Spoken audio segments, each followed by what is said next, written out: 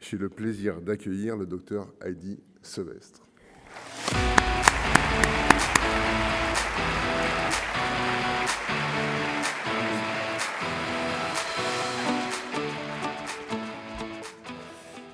Bonjour tout le monde, vous allez bien?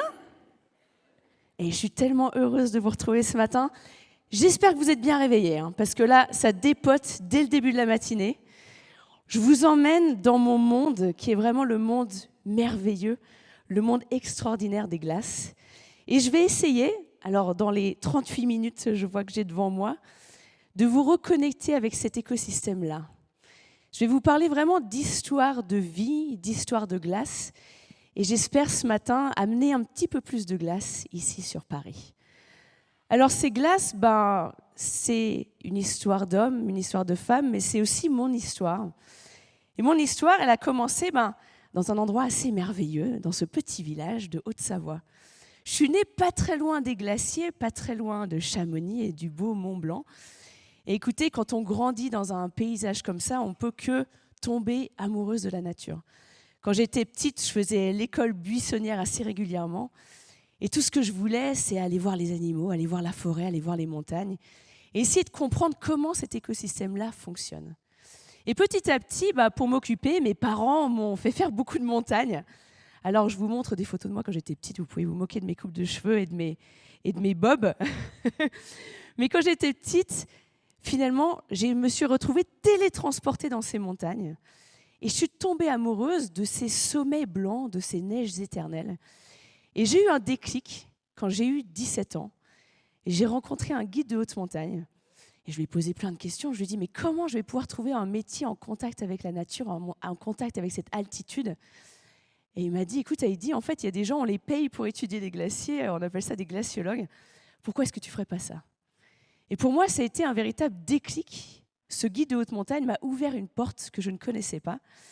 Et grâce à lui, j'ai pu commencer à mettre les pieds dans les glaciers. Alors, le tout premier glacier que j'ai étudié, voilà à quoi il ressemblait. Alors, contrairement à ce que mes étudiants pensent, je ne l'ai pas étudié en 1891. Ils font trop plaisir quand ils disent ça. Mais je vous montre une photo ancienne de ce glacier, parce qu'il était trop beau, quoi. En 1891, c'était un glacier qui était majestueux. Si vous avez fait le tour du Mont Blanc, vous l'avez croisé, ce glacier, il est juste à la frontière franco-suisse. Il s'appelle le glacier du Trien. Alors un glacier, ce n'est pas très compliqué, c'est juste de la neige qui s'est accumulée sur des décennies, sur des siècles, qui petit à petit s'est compactée et s'est transformée en glace. Et à l'époque, ce glacier-là, ça va peut-être vous faire rire, ce glacier-là, on allait le miner, le glacier du Trien. Parce que pour conserver la nourriture dans les villes, on allait découper des vrais blocs de glace dans les glaciers. Et ces pains de glace, on les envoyait de Paris à Marseille, au travers de la Suisse, pour dans les grandes villes, stocker, préserver la nourriture. Alors moi, je ne l'ai pas étudié évidemment donc en 1891, vous l'avez bien compris, ce petit glacier. Je l'ai étudié en 2010. Et là, ce que vous voyez, ce sont deux photos qui sont prises en fait exactement au même endroit. Ce glacier du Trien, vous voyez qu'entre les deux photos, il s'est passé quoi? Il s'est passé le changement climatique. Aujourd'hui, il n'y a plus aucun doute sur le fait que plus on brûle d'énergie fossile, plus ces glaciers disparaissent. Ces glaciers, on dit souvent qu'ils rendent l'invisible visible. On ne voit pas le CO2, le méthane qui augmente dans l'atmosphère à l'œil nu, on le mesure. Mais quand on voit des glaciers qui se rétrécissent, qui se raccourcissent, on comprend tous qu'il est en train de se passer quelque chose. Donc aujourd'hui, ces glaciers, il faut bien comprendre que même s'ils sont peut-être loin de nous ce matin à Paris, on en a encore énormément besoin. Pourquoi ? Parce que ces glaciers, ça reste parmi les meilleurs châteaux d'eau que l'on a sur Terre. En France, on utilise encore l'eau de fonte des glaciers, principalement pendant l'été. C'est vraiment une source d'eau saisonnière.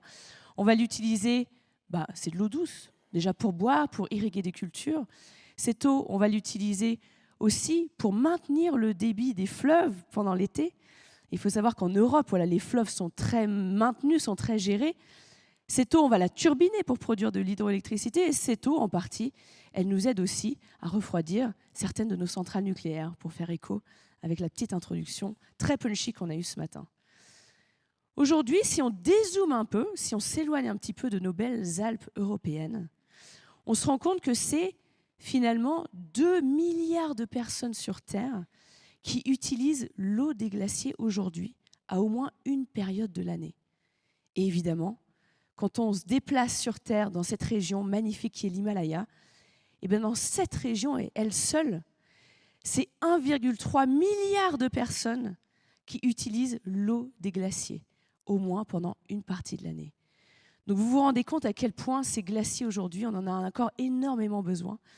Et qu'est-ce qui va se passer pour ces 2 milliards de personnes quand les glaciers, si les glaciers disparaissent? Quelles ressources en eau ces personnes pourront utiliser? Alors l'Himalaya, je vous y emmène, parce que j'ai eu la chance de partir dans l'Himalaya quand je faisais mes études en glaciologie. Alors je venais tout juste de terminer mon master de glaciologie que j'avais fait au Pays de Galles. Et là, on me propose une opportunité extraordinaire de partir voir les montagnes les plus hautes au monde et d'aller voir ces glaciers extraordinaires que l'on trouve au Népal. Alors je suis partie avec une toute petite équipe et dans l'Himalaya, on s'est rendu dans des paysages comme ça, quoi. Dans l'Himalaya, tout est immense, tout est gigantesque. Et en fait, notre sujet d'étude, c'était précisément ces paysages comme celui-là. Ce que vous voyez ici, c'est assez fascinant. En fait, vous observez là un paysage qui a été façonné, qui a été sculpté par les glaciers. Un glacier, ce n'est pas juste posé sur une montagne. Un glacier, c'est toujours actif, c'est toujours en train de bouger. C'est une sorte de grand tapis roulant, en fait, un glacier. Il est toujours en mouvement. Il va s'écouler sous son propre poids. Et comme un tapis roulant, lorsqu'il va passer sur les montagnes, eh bien, il va les raboter, il va les éroder. Et petit à petit, les glaciers ils sont capables de creuser ce que vous voyez ici, une sorte de bassine naturelle. Et tout autour de ce tapis roulant, le glacier il va déposer des tas de pierres. Là, vous en voyez un absolument gigantesque de tas de pierres qu'on appelle une moraine. Et ce qui se passe dans l'Himalaya, mais on l'observe aussi chez nous, dans les Alpes, dans les Pyrénées, c'est que lorsque les glaciers commencent à se retirer à cause du changement climatique et fondre, et ben ces bassines que les glaciers ont créées vont se remplir d'eau et cette eau, elle va se retrouver bloquée derrière ces tas de pierres qui sont gigantesques. Là, on ne dirait pas, mais ce tas de pierres, il fait 200 mètres de haut. Dans l'Himalaya, tout est absolument gigantesque. Le souci, c'est qu'aujourd'hui, on a des configurations comme ça par milliers dans l'Himalaya. Et ce qui se passe, c'est que ces tas de pierres-là, eh ben, ce sont des barrages naturels particulièrement fragiles. Ce site-là qu'on est allé étudier, qui s'appelle Dikcho, c'est un site en fait d'une catastrophe naturelle absolument cataclysmique. Ce qui s'est passé il y a une vingtaine d'années, c'est que le glacier petit à petit s'est retiré. Alors on le voit encore un tout petit peu là-bas, le glacier. En fondant, le lac s'est formé, le lac s'est rempli. Et au bout d'un moment, cette moraine ne pouvait plus retenir cette eau. Le barrage s'est rompu. Et un véritable tsunami en pleine montagne a ravagé toute la vallée sur des dizaines et des dizaines de kilomètres. Pour moi, ce sujet d'étude, ça a été vraiment une révélation. Parce que c'était vraiment un des moments dans mes jeunes études en glaciologie où j'ai compris que finalement, étudier les glaciers, ce n'était pas juste étudier des trucs tout gelés, très loin des hommes et des femmes. Au contraire, en fait, dans l'Himalaya, étudier les glaciers, c'est permettre de protéger et d'avertir les populations. Parce que sur ce petit site-là de Dikcho, on a rencontré quelqu'un d'absolument extraordinaire. On a rencontré ce petit papy qu'on a appelé Papy Yak. Papy Yak, il était sur une toute petite colline au milieu de cette vallée de Dikcho. Et autour de lui, il avait des yaks. Alors, il avait plein de bébés yaks qui n'arrêtaient pas de courir autour de nos tentes pendant la nuit, qui nous embêtaient pas mal. Et donc, Papy Yak, ça faisait super longtemps qu'il était dans cette vallée. Donc, on lui a demandé, mais est-ce que vous vous souvenez du moment où le tsunami a eu lieu? Et alors là, je vais vous partager une anecdote qui était bien drôle. Parce qu'il nous a dit, ah ouais, je m'en souviens du tsunami, il n'y a pas de souci. En fait, ce qui s'est passé, c'est que j'avais été invitée pour un mariage dans une des vallées voisines. Donc, il a marché pendant 2-3 jours pour aller au mariage. Bon, il a fêté comme un montagnard, le mariage. Il a pris bien du bon temps. Et ensuite, 2-3 jours plus tard, il est rentré chez lui, mais il était encore tellement éméché. Il est rentré dans sa petite cabane, il s'est écroulé sur son lit et il s'est endormi. Et ensuite, le lendemain matin, avec une petite gueule de bois à 4000 mètres d'altitude, ça devait faire bien plaisir, il se réveille, il sort de sa cabane et puis il se dit, mais en fait, où je suis là? En fait, il ne reconnaît plus du tout le paysage autour de lui. Tout ce qu'il regarde, c'est une dévastation absolue. Alors, il se retourne, il regarde sa cabane et il reconnaît ses outils, il reconnaît son lit. Et donc, en fait, il réalise que le lac qu'il allait voir de temps en temps à quelques kilomètres plus en amont s'était effondré et que finalement, toute sa vallée avait été ravagée et avait embarqué avec ça une bonne partie de ses yaks. Donc, étudier les glaciers, c'est aussi ça. C'est aussi nous permettre d'éviter des choses comme ça. Un tsunami en pleine montagne, voilà à quoi ça ressemble. Ça peut être absolument catastrophique. Évidemment, dans ces vallées de l'Himalaya, ce sont des vallées habitées. Et aujourd'hui, on a des millions de personnes qui sont à quelques kilomètres seulement de ces lacs de très haute altitude. Donc aujourd'hui, on n'étudie pas les glaciers juste pour étudier les glaciers, quoi. On l'étudie finalement pour les vies humaines, pour la culture, pour les traditions, pour les racines qu'il y a derrière tout ça. Alors l'Himalaya, c'est une région extraordinaire, mais assez rapidement, j'ai été très titillée par les régions polaires. J'ai eu la chance de pouvoir m'envoler tout au nord de la planète et de passer pas mal de temps dans l'Arctique, à l'Arctique. L'Arctique, je crois que c'est une région où j'y ai tout mon cœur. Alors c'est une région qui nous paraît loin de nous, mais finalement, tout ce qui se passe là-haut nous influence, nous, au quotidien. Cette région, aux grandes dames de mes parents, j'ai décidé d'y passer une bonne partie de ma vie.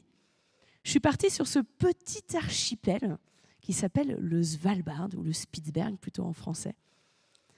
Et là, j'ai eu la chance, pendant mon semestre Erasmus, de pouvoir y passer 6 mois à étudier les glaciers. Comme quoi, Erasmus, ça peut être sympa. Donc, ce n'était pas tant l'auberge espagnole, c'était plutôt l'auberge du pôle Nord. Et le Svalbard, le Spitsberg, je vous emmène voyager dans cette région extraordinaire parce que c'est d'une beauté à pleurer. On y trouve le village le plus au nord du monde, ce petit village qui s'appelle Longyearbyen. J'y passe une moitié de l'année.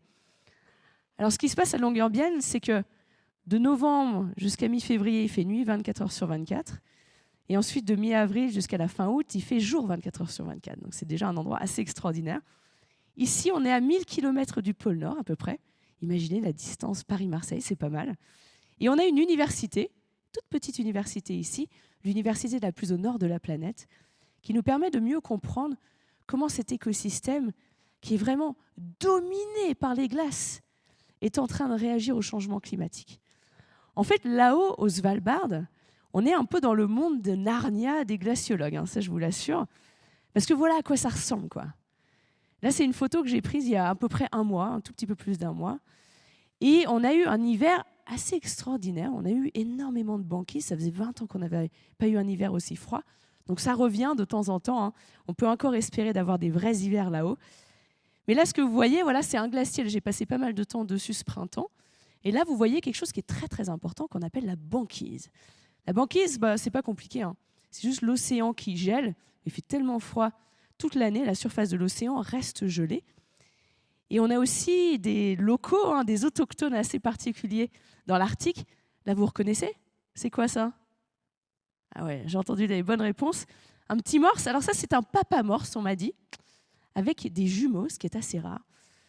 On a aussi, bien évidemment, au Svalbard, les vrais autochtones, ce sont surtout eux. On a plus d'ours polaires que d'habitants là-haut. Donc on est là-bas chez eux. Ça, c'est très important de ne jamais l'oublier. On est dans leur cuisine, on est dans leur salle à manger. C'est à nous de ne pas les embêter. Mais je vous avoue que c'est beaucoup plus sympa en photo qu'en vrai. Quand tu emmènes une trentaine d'étudiants sur le terrain et que tu sais qu'il y a des ours tout autour, ça calme pas mal. Ça rend la vie assez épicée. Alors pourquoi je vous parle du Svalbard ce matin, quoi? Pas juste pour le kiff de regarder des belles photos, mais parce qu'aujourd'hui, cet endroit-là, c'est devenu l'endroit qui se réchauffe le plus vite sur Terre. Vous savez de combien les températures ont augmenté à peu près sur Terre depuis le début de l'ère pré-industrielle? Vous aurez tout un talk là-dessus juste après moi. Mais en gros, voilà, les températures ont augmenté d'environ 1,2-1,3 degrés, quoique depuis quelques mois, on aurait dépassé ça. Au Svalbard, donc dans ce monde de Narnia, dans ce royaume des glaces, juste depuis les années 1980, en hiver, les températures ont augmenté de 8 degrés. OK? 8 degrés, quoi. Donc forcément, tout notre paysage est en train de changer. Nous, au Svalbard, déjà, le sol est gelé en permanence. On appelle ça du permafrost. Forcément, quand le permafrost se réchauffe, il dégèle. Et chez nous, ça se retranscrit dans des glissements de terrain absolument fous. Bon, alors, on a 40 km de route, vous me direz. Ça ne casse pas 3 pattes à un canard. Mais finalement, si, ça crée des événements qui, pour nous, notre petite communauté, peuvent être vraiment cataclysmiques. On a aussi un énorme bouleversement au niveau des précipitations. Vous savez, Emma Aziza, je suis sûre, vous l'a rappelé l'année dernière, que lorsque les températures augmentent, les masses d'air peuvent porter plus d'humidité. Vous le savez ça. Et au Svalbard, à la base, c'est un désert froid arctique. Puisque les températures augmentent aussi rapidement, ces masses d'air peuvent être beaucoup plus humides. Et donc parfois, on a des précipitations, mais comme la mousson quoi, en plein hiver. Quand il est censé faire moins 20, moins 30, moi, mon premier hiver au Svalbard, il a plu tout l'hiver, quoi. C'est absolument horrible. Mais ce qu'on remarque aussi, et c'est l'image qui est en bas à droite, c'est qu'on n'a jamais eu autant de chutes de neige. Et vous me direz, c'est peut-être super sympa pour les glaciers, peut-être qu'ils sont contents. Mais finalement, oui et non. Nous, notre petit village de 2500 habitants, qui est le village le plus au nord du monde, il est niché dans une toute petite vallée, une vallée très très étroite. Et cette vallée, malheureusement, elle ne tolère pas la moindre avalanche. Et ce qui s'est passé en 2015, c'était au mois de décembre, c'était un dimanche matin. Tout le monde était en pyjama, en train de prendre son petit-déj en famille, comme tout le monde, quoi. Ça faisait une semaine qu'on avait eu un blizzard absolument dingue. Un blizzard au Svalbard, en fait, ça amène énormément de neige. Et pendant une semaine, jour après jour, les montagnes se chargeaient en neige. Les corniches devenaient de plus en plus prononcées. Et tout d'un coup, le blizzard s'arrête. Dimanche matin, enfin, on a l'impression qu'on va pouvoir respirer. Et ce qui se passe, c'est qu'une demi-heure après, la montagne s'est effondrée sur notre village et une rangée de maisons se sont fait complètement embarquer. Donc les gens, ils étaient chez eux, en pyjama avec leur famille, pris au piège, dans leur chambre à coucher, dans leur cuisine, dans leur salon.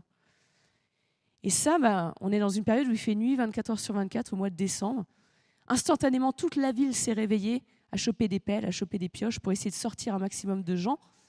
Vous savez, une avalanche, on peut rester 15 minutes bloqué par la neige. Au bout de 15 minutes, les chances de survie diminuent drastiquement.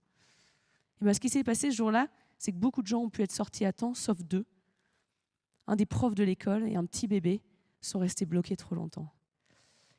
Et finalement, quand vous êtes dans une communauté comme ça, à 1000 km du pôle Nord, je peux vous dire qu'on se sent extrêmement seul. Et qu'on comprend à quel point cette histoire de changement climatique-là, c'est vraiment une histoire de vie ou de mort. Au Svalbard, quand la nature, elle s'énerve, on sait que cette nature, elle peut aplatir tout ce que l'on a construit et tout ce que l'on aime. On sait la puissance de la nature quand elle est déréglée. Et ça, c'est quelque chose qu'on ne devrait absolument jamais oublier. Alors pourquoi ? Pourquoi est-ce que l'Arctique, pourquoi est-ce que le Svalbard se réchauffe aussi vite ? Je vous ai dit qu'on revenait à cette histoire de banquise, on y revient. Donc la banquise, c'est ce que vous voyez ici, elle gigote tout le temps. La banquise, donc, c'est cette glace, ce couvercle de glace posé sur l'océan glacial arctique. Cette banquise, vous voyez, en hiver, elle s'étend, en été, elle se rétracte. On parle presque du battement de cœur de la banquise. Et cette banquise, en fait, elle est assez géniale. Alors, elle se fait sans arrêt balloter par les vents, par les courants, elle est tout le temps en train de bouger. Mais en fait, elle a un super pouvoir. Et ce super pouvoir, nous, on en a besoin.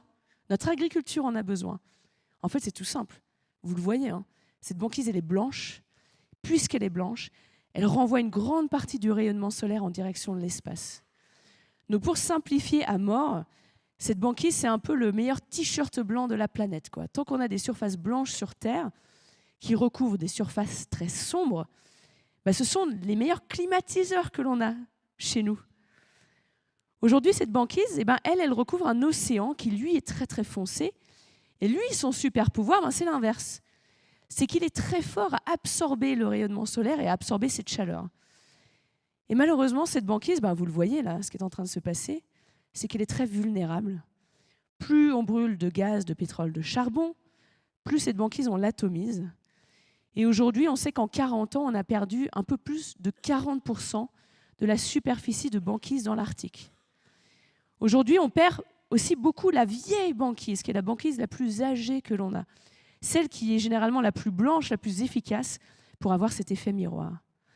Et là, les toutes dernières études scientifiques qui viennent de sortir nous parlent de ces fameux points de bascule du climat et sembleraient nous dire qu'il pourrait être trop tard aujourd'hui pour sauver la banquise pendant les mois d'été en Arctique. Cette banquise, elle est très sensible et si elle disparaît, regardez ce qui se passe. À la place, on a un océan. Cet océan, il va absorber la chaleur du soleil. Et si on enlève ce couvercle blanc, c'est comme si on braquait un sèche-cheveux finalement sur l'Arctique et on catalyse encore plus la fonte du Groenland, le dégel du permafrost, etc., etc. Alors pourquoi je vous disais que c'était important jusqu'à chez nous en France, cette banquise ? Alors petit point technique, mais vous verrez, c'est tout simple. Là, je vous parle d'un sujet qui est vraiment un sujet, comment on dit, d'état de l'art. Là, vraiment, tous les scientifiques sont en train de bosser là-dessus. C'est ce qu'on appelle les téléconnexions entre l'Arctique et chez nous. Ce qui se passe, c'est que tant que l'Arctique il est bien gelé, bien glacé, qu'il fait froid au nord et qu'il fait chaud chez nous, on va avoir des vents. Alors, Nathanaël, je simplifie. On a des vents très puissants qu'on appelle le Polar Jet Stream, les vents polaires jet, qui vont pulser, quoi. Plus il y a des écarts de température, ces vents ils vont tout droit, ils tournent à fond, le froid reste au nord, le chaud reste chez nous, tout le monde est content. Ce qui se passe aujourd'hui, c'est que l'Arctique est une des régions qui se réchauffe le plus vite sur Terre, 3-4 fois plus vite que le reste de la planète. Et lorsque ces écarts de température diminuent, ces vents ils vont perdre en puissance, ils vont commencer à être perturbés, voire à ralentir. Et en ralentissant, ces vents ils vont commencer à faire un petit peu comme des méandres. Ils vont commencer à faire des virages, on appelle ça un wavy jet stream. Et ce qui se passe, c'est que ça perturbe chez nous notre météo aussi.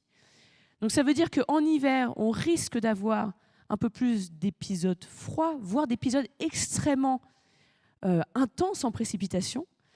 En été, on peut avoir un petit peu plus l'inverse, c'est-à-dire des vents, des masses d'air chaudes qui vont remonter vers le nord. Et là, on risque d'avoir des périodes de sécheresse, des périodes de canicule, voire des incendies très importants. Visiblement, ça a déjà commencé.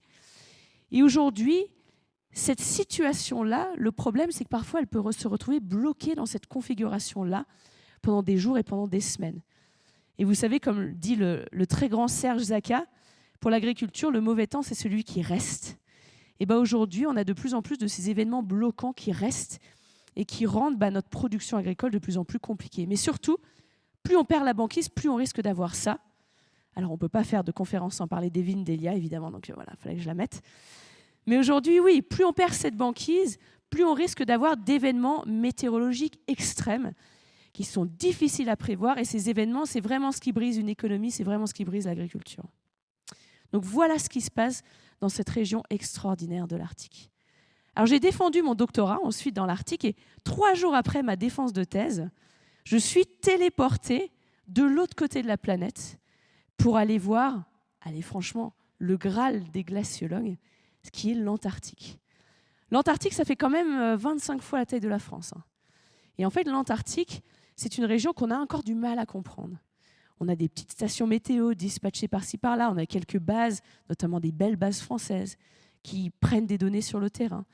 Mais on a encore plein de points d'interrogation qu'on a besoin de comprendre dans ce continent.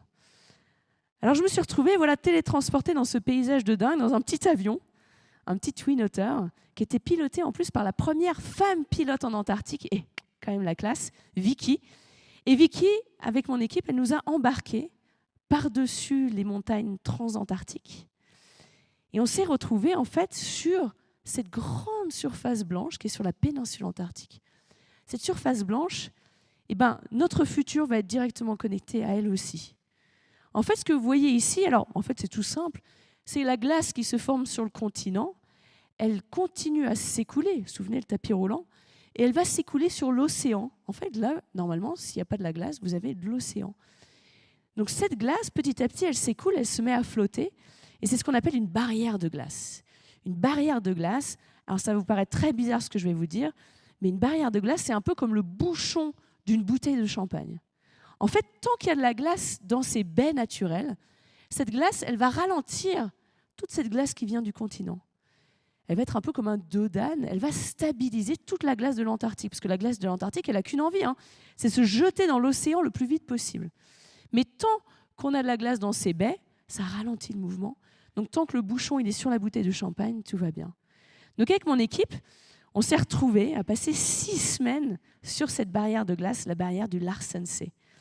Alors c'est des paysages de dingue, On a du mal à s'imaginer que là, on est sur de l'océan en fait. On est sur une barrière qui fait 800 mètres d'épaisseur de glace. Et c'est marrant parce qu'on sentait les marées quand on était sur place. Et donc, on a fait toute une batterie de mesures. Alors là, vous ne reconnaissez peut-être pas, mais ça, c'est mon collègue Adam. Et là, Adam, il nous montre le radar. Le radar, il nous permet de mesurer l'épaisseur de la glace qu'on a sous les pieds. Là, vous avez my tent mate, celle avec qui je partageais ma petite tente, Suzanne, qui nous montre en fait les premiers mètres dans cette barrière de glace. Et en fait, on essayait de comprendre, est-ce que ça fond en fait en Antarctique pendant l'été, pendant l'hiver? Et là, à chaque fois qu'il y a une petite lentille de glace, alors c'est très beau, mais cette petite lentille de glace, elle nous montre à chaque fois qu'il y a eu un événement où il y a eu de la fonte. Et aujourd'hui, on a posé une station météo là-bas et on sait qu'en hiver, on peut avoir des températures jusqu'à plus 14 degrés sur la barrière du Larsen C. Et ça, c'est complètement anormal. Là, vous reconnaissez peut-être Bryn. Bryn, c'était le chef de notre expédition. Bryn, il fait des trous dans la glace. Alors, il ne fait pas ça pour le plaisir, il fait ça pour poser des instruments et pour descendre des GoPros de temps en temps. Et là, le dernier, c'était Bradley, c'était le guide de notre expédition. Bon, il avait un peu trop d'énergie. Donc, pour le fatiguer, on lui demandait de mettre des coups de masse sur le Larsen C. Et pourquoi des coups de masse? En fait, parce que ça crée des tremblements artificiels. Alors, ça fait 800 mètres d'épaisseur, donc ça ne bouge pas. Mais ça nous permet de créer comme des tremblements artificiels qu'on va suivre la répartition des ondes. Et ça va nous donner une idée de la fragilité ou au contraire de la force, de la résilience de ces barrières de glace. Et en fait, au cours de cette expédition, on s'est rendu compte que ces bouchons, la bouteille de champagne, ils étaient en train de se faire absolument miter par le changement climatique. Et ça, franchement, on ne s'y attendait pas. On regardait nos données scientifiques et on ne comprenait pas en fait ce qu'on avait sous les yeux parce que on s'attend à trouver que de la glace sous nos pieds. On est sur 800 mètres d'épaisseur de glace qui vient du continent. Et finalement, en descendant une GoPro, ça, c'est une autre équipe qui a fait ça pas très loin de nous, ils se rendent compte qu'il n'y a pas que de la glace dans ces barrières de glace. Ce que l'on trouve aussi parfois, c'est qu'on a de l'eau au cœur de cette glace. Mais en fait, d'où ça vient? Ce qui se passe, c'est que pendant l'été, parfois, il fait tellement chaud que des lacs se forment à la surface de ces barrières. Et l'eau, vous savez, elle trouve toujours le moyen d'aller un petit peu plus profondément. Et ce qui se passe, c'est que ces lacs vont s'enfoncer petit à petit dans l'épaisseur de la barrière de glace. Donc c'est comme si vous aviez un bloc de béton avec un chamallow au milieu, quoi. Et ces lacs-là, c'est une source de chaleur gigantesque. Ce sont des lacs qui peuvent faire des kilomètres de diamètre, des mètres d'épaisseur. Ils ne vont pas geler parce qu'ils sont beaucoup trop grands. Et donc c'est comme si, là aussi, on avait un radiateur au cœur de ces barrières de glace. Donc encore une fois, plus on brûle de gaz, de pétrole, de charbon, plus on a ça, plus ces barrières de glace se réchauffent, plus elles se font miter par cette eau liquide, et plus finalement, chez nous, on a ça. Aujourd'hui, il n'y a aucun doute que plus l'Antarctique, plus le Groenland, plus nos glaciers fondent, plus le niveau des mers va changer. Alors le niveau des océans, il change d'abord parce que plus les océans se réchauffent, plus ils prennent de place, mais aussi on remarque évidemment, si on perd une fraction de l'Antarctique, une fraction du Groenland, voilà ce qui se passe. Alors pour vous donner une petite idée, si l'Antarctique perd complètement sa glace, c'est 58 mètres d'élévation du niveau des mers. 58 mètres. L'autre jour, on m'a demandé s'il n'y avait pas une faute de frappe dans mon bouquin. Il n'y a pas de faute de frappe, je n'ai pas raté une virgule.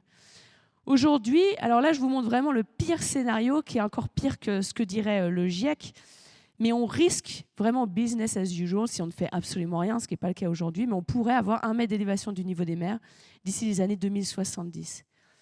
Et quand je suis en France, on me dit toujours de mettre une carte de l'île de Ré, donc voilà ce que ça donne. Ensuite, voilà, la montée des eaux, c'est pas que le Bangladesh et les Pays-Bas, c'est chez nous aussi. Voilà, c'est des zones qu'on connaît. On sait que la Camargue, c'est à basse altitude, mais voilà ce que ça donne. Le niveau des mers, il ne va pas s'arrêter à 1 mètre, il risque de continuer à augmenter. Voilà ce que ça donne, 2 mètres d'élévation du niveau des mers dans ces régions-là. Alors les glaces de l'Antarctique et du Groenland, oui, elles sont importantes. Mais pour moi, les glaces, je pense, qui me touchent le plus aujourd'hui, ce sont des glaces qu'on trouve dans cette région. Alors vous allez me dire, en zoomant, on ne trouve pas beaucoup de glace. Mais finalement, si. Il y a des petites crottes de glace sur ces montagnes, dans ce beau pays qui est la Colombie. La Colombie, je suis tombée amoureuse de ce pays. Alors je ne pensais pas du tout, un jour dans ma carrière de glaciologue, me retrouver en Colombie. Mais en Colombie, à chaque fois, c'est plus enquête exclusive, la junte, les drogues et tout, c'est pas tant les glaciers. Mais en fait, un jour, sur Instagram, je reçois un message d'une certaine Marcela Fernandez. Et Marcela, elle m'envoie un message en franglais et elle me dit « Heidi, je viens de voir un documentaire de National Geographic dans lequel tu es, qui était sur le Svalbard. » Et elle me dit « En regardant le documentaire, je viens de réaliser que dans mon pays, en fait, visiblement, on a des glaciers. » Et en fait, en Colombie, on parle plus de neiges éternelles, tout le monde sait qu'elles sont là, mais ils ne savent peut-être pas que ce sont de véritables glaciers qu'il y a sur leurs volcans, dans leurs montagnes. Et elle me dit, écoute, en Colombie, on a un glaciologue, il n'y a aucun moyen qui sont donnés vers la recherche scientifique, on a vraiment besoin d'un coup de main. Et moi, quand je reçois un message comme ça, alors je suis bien consciente que je ne vais pas sauver le glaciologue, ni la Colombie, ni les glaciers de Colombie, mais j'ai vraiment envie d'aller voir. Et donc je me retrouve, là aussi, complètement télétransportée dans un autre univers, dans une tente enfumée, entourée de corgis, à essayer d'obtenir la permission d'aller voir ces glaciers. Et ça, c'était la première fois que ça m'arrivait. Et j'ai trouvé ça tellement fort, parce que ces glaciers qu'on a le long de l'équateur, ces glaciers tropicaux, ce sont des glaciers qui ont une importance culturelle, une importance patrimoniale absolument extraordinaire. Pour ces populations, vous savez, ces glaciers, ce sont le cerveau de la nature. Je crois qu'ils ont tout compris, les Kogis. Et donc, pour aller voir les glaciers, pour aller les étudier, il faut obtenir la permission des communautés autochtones. Donc, après une bonne soirée dans une tente enfumée, avec beaucoup de chants et beaucoup d'échanges extrêmement riches, on a eu la permission de commencer à aller de plus en plus haut dans les montagnes de Colombie. Alors, pour aller voir les glaciers, c'est toute une aventure, c'est toute une expédition. Alors, souvent, en Colombie, on prend d'abord des 4x4 qui vont nous faire gagner de l'altitude. Et les glaciers, ils sont à 5000 mètres d'altitude en Colombie, donc ça pique un peu. Petit à petit, on gagne de l'altitude. Autour de 3000 mètres d'altitude, on a encore une forêt luxuriante. Et là, on commence à voir l'empreinte des glaciers. On voit notamment ces cascades absolument extraordinaires. On continue à grimper les montagnes. Et petit à petit, on se retrouve nez à nez. Alors, avec des écosystèmes, on croirait Avatar, quoi. Quand on voit des écosystèmes comme ça, c'est ce qu'on appelle des paramos. Ce sont des zones humides d'une biodiversité à pleurer, avec des espèces médicinales très importantes pour les communautés autochtones. Et ça, ce sont des puits de carbone, évidemment, comme les forêts qui avaient un peu plus en dessous. Ces écosystèmes-là, on se demande ce qu'ils vont devenir quand il n'y aura plus d'eau qui vienne des glaciers pendant les périodes sèches. Et enfin, après des heures et des heures de marche, là où les 4x4 ne pouvaient plus aller, on se retrouve nez à nez avec ça. Et c'est ça, les glaciers de Colombie, leurs neiges éternelles. Ce sont des tout petits glaciers qui s'accrochent à 5000 mètres d'altitude. Là, le glacier que vous voyez, c'est le glacier le plus étudié des tropiques. Il s'appelle le glacier Conejeras. Et c'est un glacier, en fait, qui a pu être étudié grâce au seul glaciologue de Colombie, Jorge Luis Ceballos. Jorge, quand il avait 20 ans, il a appris la glaciologie vraiment par lui-même et il a décidé de mettre en place un programme de mesure sur ce glacier. Alors avec des petits bouts de ficelle, mais il est arrivé à étudier ce glacier. Donc grâce à Jorge, qui est maintenant à quelques mois de la retraite, on a plus de 40 ans d'années d'études donc de ce glacier avec des données prises tous les mois. Vous vous rendez compte ? Il a la caisse, Jorge, ça je peux vous le dire. Mais ce qui se passe, c'est que ce glacier, et pour moi ce glacier, j'en suis vraiment tombée amoureuse en le voyant, ce glacier, il nous a dit quelque chose il y a quelques mois qui était vraiment très fort. Alors les glaciologues m'ont envoyé cette vidéo du mois d'août l'année dernière. Donc le glacier était là, il venait de recevoir pas mal de neige, c'était très chouette. Et ensuite, ils y retournent au mois de septembre pour faire encore les mesures chaque mois du glacier. Et finalement, le glacier n'était plus là. Et c'est ça qui se passe aujourd'hui dans ces régions tropicales. C'est que ces glaciers, ils sont en train de disparaître les uns après les autres. Et en fait, quand je vois ces glaciers qui disparaissent, je vois aussi la vie de Jorge. Là, vous voyez ses petites mains. Je vois aussi la future carrière de Gina, qui va prendre le relais de Jorge Luis Ceballos. Je vois des histoires humaines, qui s'effondrent lorsque ces glaciers disparaissent. Voilà ce qui restait du glacier. Alors moi, quand j'ai vu ce qui se passait, j'ai fait qu'une décision. Je suis allée voir au mois de novembre. Et ce glacier, il en restait encore un tout petit bout, finalement, en haut de la montagne. C'est comme si son cœur, petit à petit, était en train de partir. Et là, vous voyez Jorge, le glaciologue, avec la dernière mesure de l'histoire de ce glacier. Et ça, c'est des histoires, moi, qui me touchent profondément, Ça m'effondre de voir ce qui est en train de se passer, en fait, en Colombie. Mais c'est pour ça aussi qu'on se bat. C'est pour des histoires de vie. C'est pour des Jorge, c'est pour des Gina, c'est pour des papilles aujourd'hui qu'il ne faut rien lâcher. Et en fait, en Colombie, ce qui est assez extraordinaire, c'est qu'en Colombie, malgré le fait que leurs glaciers soient en train de disparaître les uns après les autres, en Colombie, ils ne lâchent rien. Et je vais vous parler, moi, de ce qui me donne la niaque de me lever tous les matins, parce que c'est vraiment des personnes comme eux. Là, ce que vous voyez, c'est toute la clique d'une association qui s'appelle Cumbres Blancas. Alors là, je suis là avec ma petite équipe. Mais la fameuse Marcela, elle est là. Marcela, elle n'est pas scientifique. Marcela, elle ne connaissait pas les glaciers avant.